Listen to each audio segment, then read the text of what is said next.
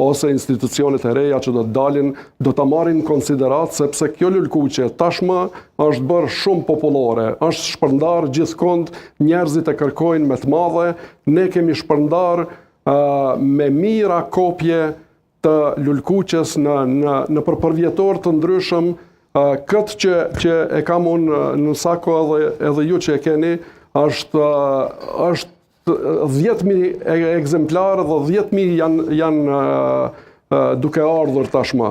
Dhe kemi edhe në formë stikersave me 10 mira tjerë që janë shpërndar, zakonisht shpërndahen në për qytete, por në 15 janar edhe në fshatin Reçak, ku aty vërshojnë qytetarët për të bërë homazhe për aktin genocidar që ka ndodhur në Reçak.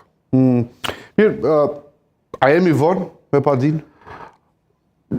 Nuk do të thoja se as nuk jemi herët, as nuk jemi vonë, po është me pa dinë duhet pasur kujdes, sa i përket padis. Ne konsiderojmë se në radhë të parë duhet të bëhet sensibilizimi i opinionit publik botëror për këtë çështje.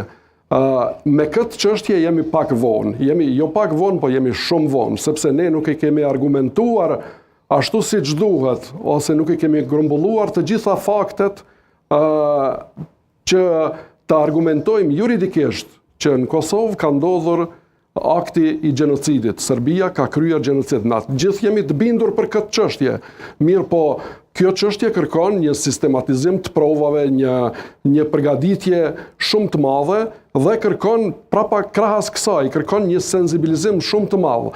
Çështja e padis do të bëhet në momentin kur Kosovës i konvenon kjo çështje, jo në momentin kur Kosova gjendet në disavantazh politik në opinionin botëror, që nuk mund të ketë, nuk ka ato preferencat e veta nga bota demokratike, ose nuk e ka mirë kuptimin e botës demokratike, mirë po ne duhet të insistojmë çdo herë.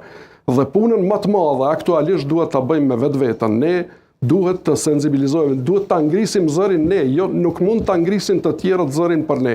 Ne duhet të flasim për vetveten tonë, sepse kjo është një çështje shumë e rëndësishme. Pas shpalljes së pavarësisë, pas njohjes së shtetësisë së Kosovës nga vendet më relevante ndërkombëtare, çështja e genocidit është ndër prioritetet kryesore.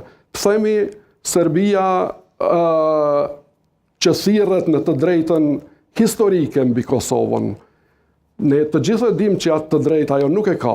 Themi Serbia thirret në drejtën juridike, në të gjitha të drejtat që ajo thirret, nga fakti se ka kryer genocid, edhe sikur të kishte të gjitha këto të drejta, ajo i ka humbë dhe ne përfundimisht do ta zgjidhnim problemin me Serbinë, sepse Serbia do të shpallej vendi i cili ka kry genocid ndaj popullit shqiptar të Kosovës. Dhe ne e dim shumë mirë që Serbia nuk e ka vetëm për herë të parë vitin 98-99. Serbia genocidin e ka përdorur edhe gjatë vitit 1878, edhe gjatë luftës së parë botërore, edhe gjatë luftës së dytë botërore dhe së fundi në luftën e fundit e